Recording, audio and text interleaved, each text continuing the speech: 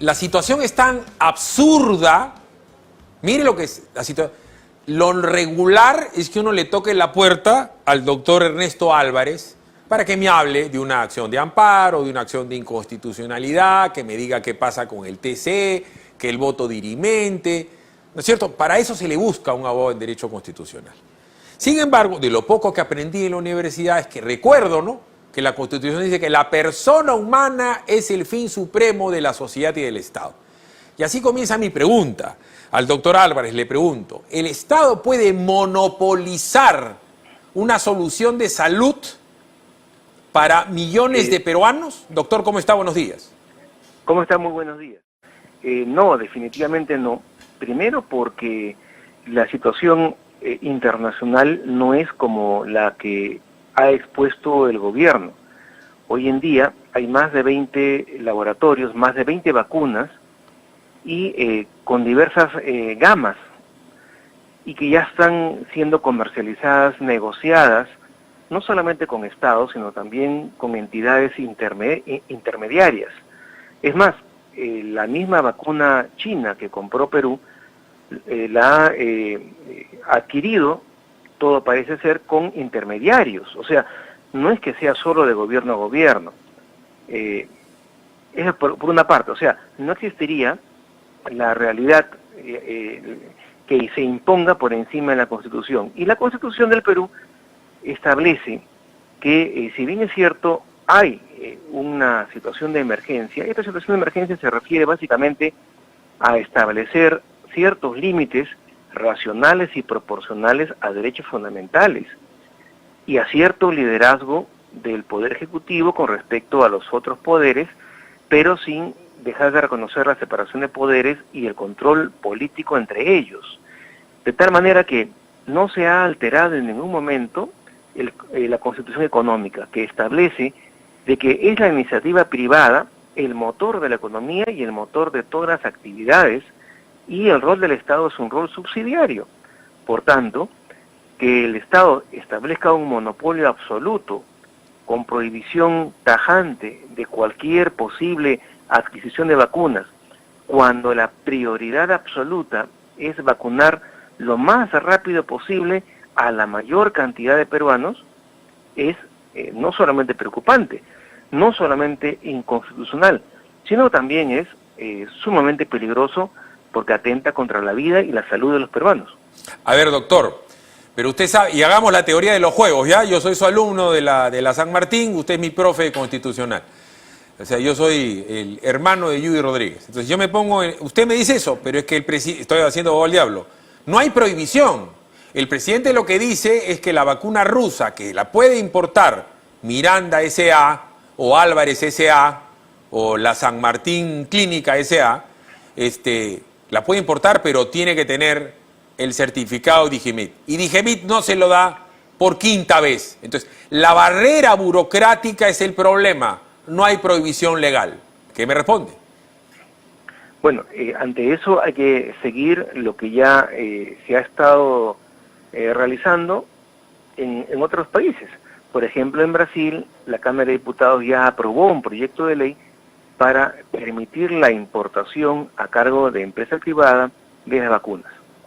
Obviamente esto tiene que ser con ciertos controles, mantener la supervisión necesaria del Estado, pero obviamente ese proyecto de ley, que podría el Congreso aprobarlo, tiene que establecer cuáles son los requisitos que en emergencia, o sea, utilizar también el argumento de la emergencia para establecer los requisitos necesarios e imprescindibles para que la administración pública lo solicite a los laboratorios que importan, exceptuando cualquier otro, y estableciendo posiblemente una especie de segunda instancia administrativa para evitar precisamente esa manipulación, porque ya es sospechoso, así como el año pasado se sospechaba del gobierno, de algunos funcionarios del gobierno de Vizcarra, aquí también ya se hace sospechoso el hecho de que se tienda un puente de plata para la vacuna china, claro, pero se ponga todo tipo de obstáculos para cualquier otro tipo de vacunas, más aún cuando ya se han publicado en revistas prestigiosas del extranjero los precios aproximados de cada una de las vacunas de los laboratorios más conocidos. Y la diferencia es absolutamente abismal.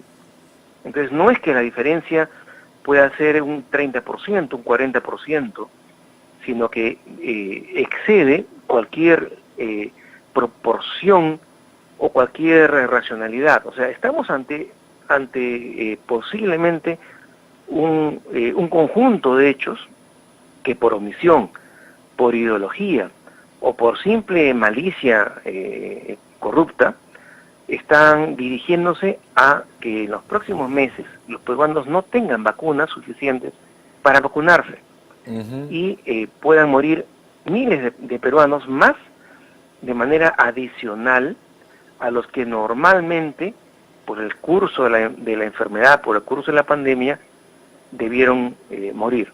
Claro, ahora, eso es terrible. Claro, a ver, la última locución me la ha comentado Ernesto Álvarez, el esposo, el papá, el hijo, el ciudadano.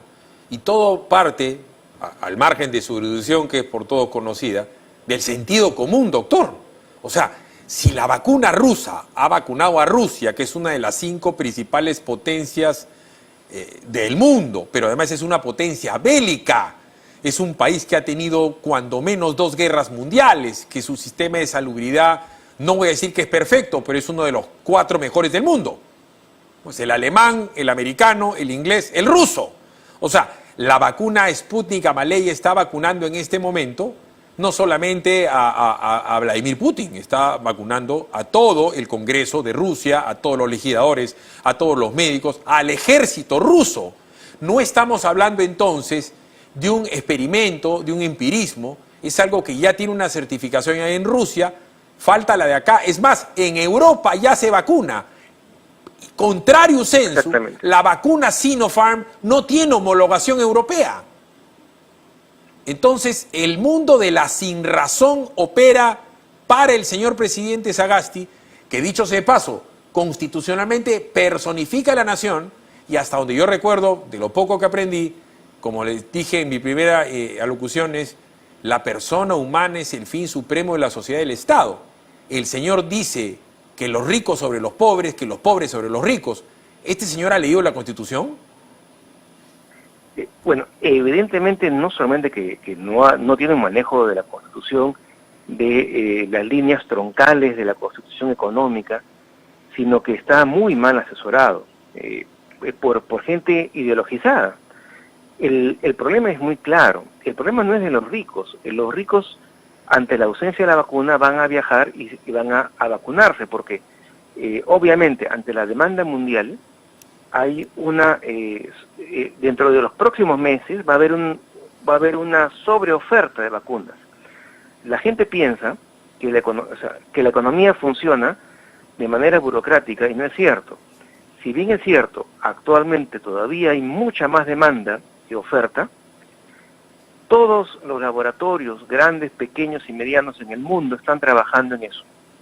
Lo que significa que en 6 meses va a haber una sobreoferta y va a bajar la demanda, van a bajar los precios, y los países que se han sobreestoqueado y los laboratorios extranjeros que se han sobreestoqueado van a habilitar la posibilidad de que lo que llama Sagasti los ricos, que también son peruanos, por cierto, puedan viajar al extranjero y vacunarse, y vacunar a toda su familia. Pero como lo El tema es la clase media. Pero, el tema es la clase media que sin ingresos no va a poder acceder a la vacuna, y va a haber muchos padres de familia, muchos muchachos de 30 años, que su turno va a ser en la 4ª fase.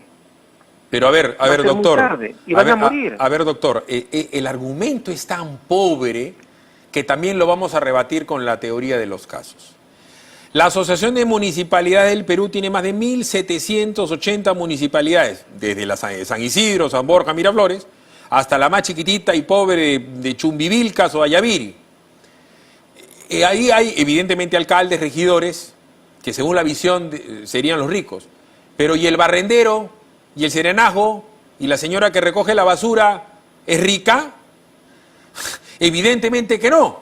Si la empresa Pacífico Peruano Suiza le da la posibilidad de vacunarse a todos sus asegurados, ¿acaso todos los que están en una planilla o en una EPS son ricos? ¿El barrendero de una clínica es el rico? Voy a poner otro ejemplo. La Universidad San Martín de Porres ama lo que hace, se aprende cómo. La universidad tiene el acceso, porque el señor Chang y el señor Bao y el señor Ureña se juntan con el doctor Álvarez y ya logramos hacer un contrato y vamos a vacunar a todos los alumnos de la San Martín. La pregunta, doctor, ¿todos sus alumnos son ricos? Obviamente, el costo de una vacuna puede estar entre $10 y $30. Y una vacuna traída por una universidad, que podrían ser las universidades particulares las primeras y las más interesadas, podría fraccionarse en 2 o 3 cuotas y vacunar no solamente a los alumnos, sino vacunar también a todos sus familiares directos que puedan estar interesados, y la deuda generada, que va a ser mucho menor y se ha comparado incluso con el oxígeno, por ejemplo, que es sumamente caro.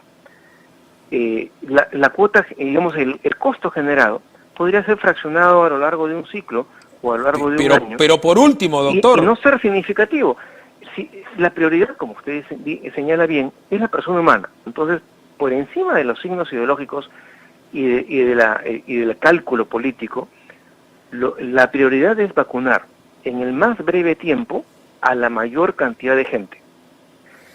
Si los expertos del MINSA, los gurús, ¿no?, han diseñado unas fases y establecido prioridades, el sector privado también se puede comprometer a mantener esas prioridades.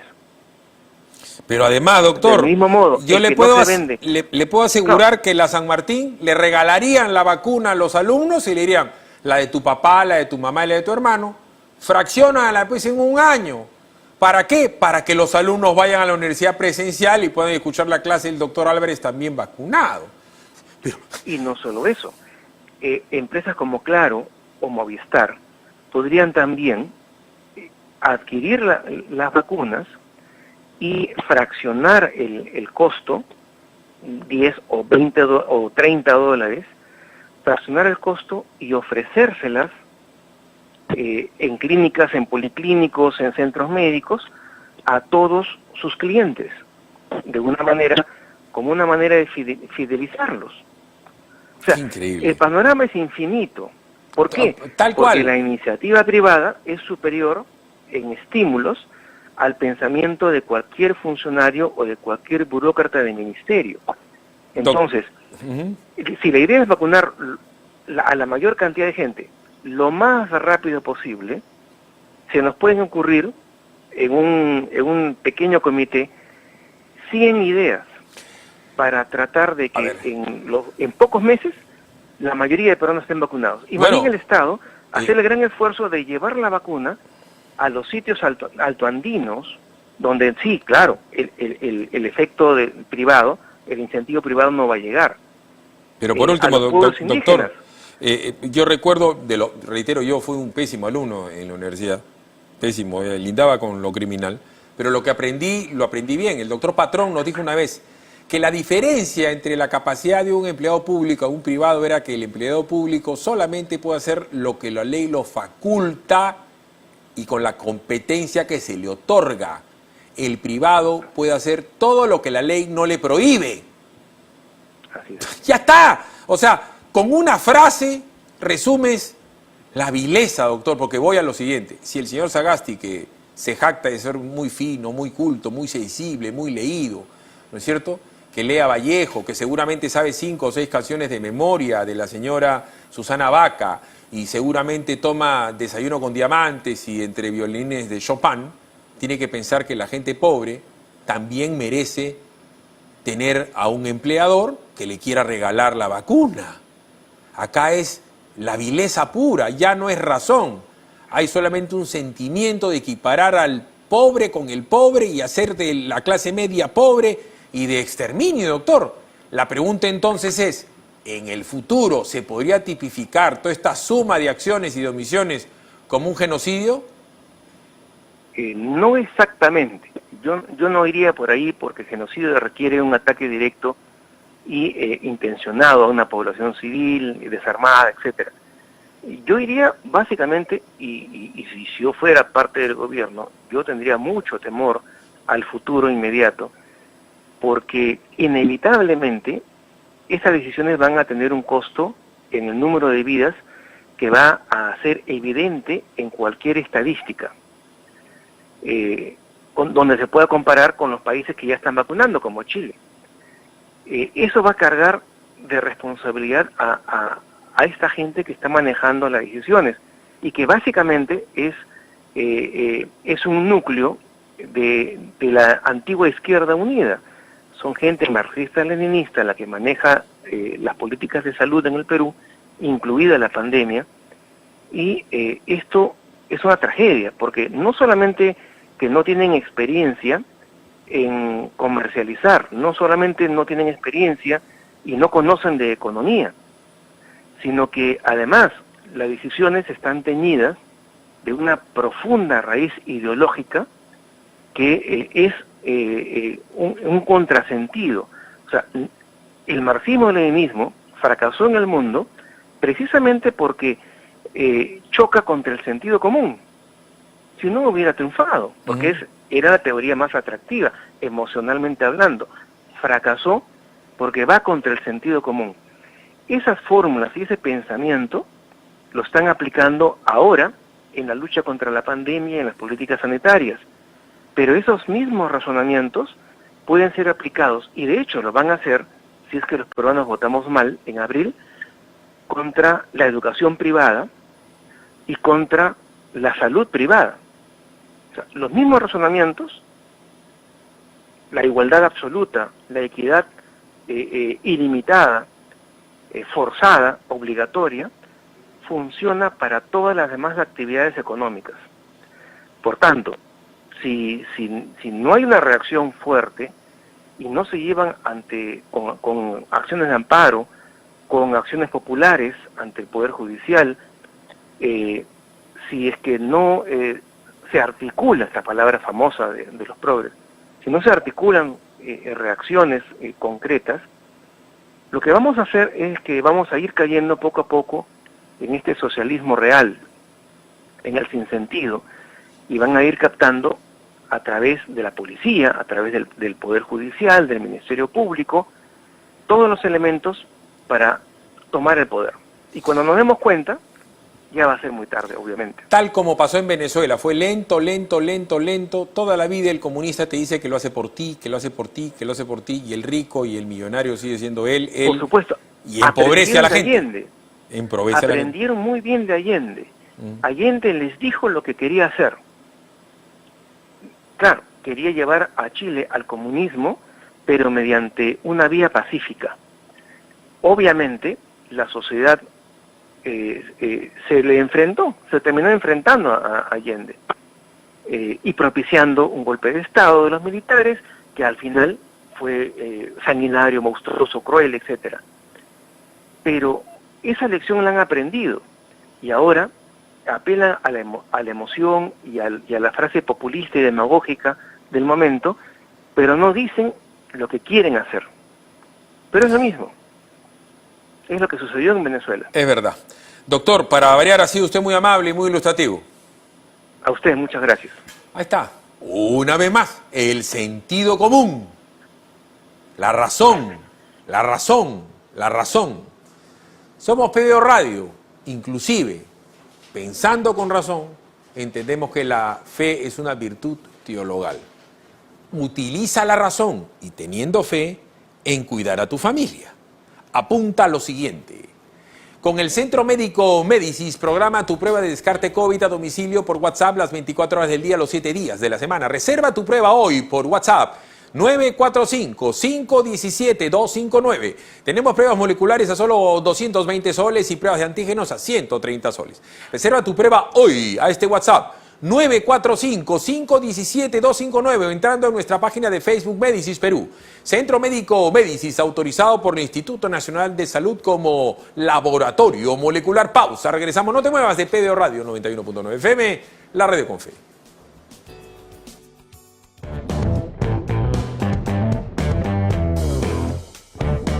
Flexicol, el ungüento que te prepara para los ejercicios, te recuerda que lo puedes practicar fuera de casa 1 hora al día. Flexicol no debe faltar en tu botiquín. Es buenísimo para dolores musculares, de espalda, golpes, torceduras y artritis. Flexicol es de laboratorio Farmaquil. Consulte con su médico si es propenso a reacciones alérgicas de la aspirina o salicilatos. También para el uso en niños menores de 12 años. Evitar su empleo durante el embarazo y lactancia. Evitar el contacto con los ojos o membranas mucosas. No aplicar en heridas o piel irritada. Se ha demostrado relación entre el consumo de ácido acetilsalicílico en niños y la presencia del síndrome de Reye.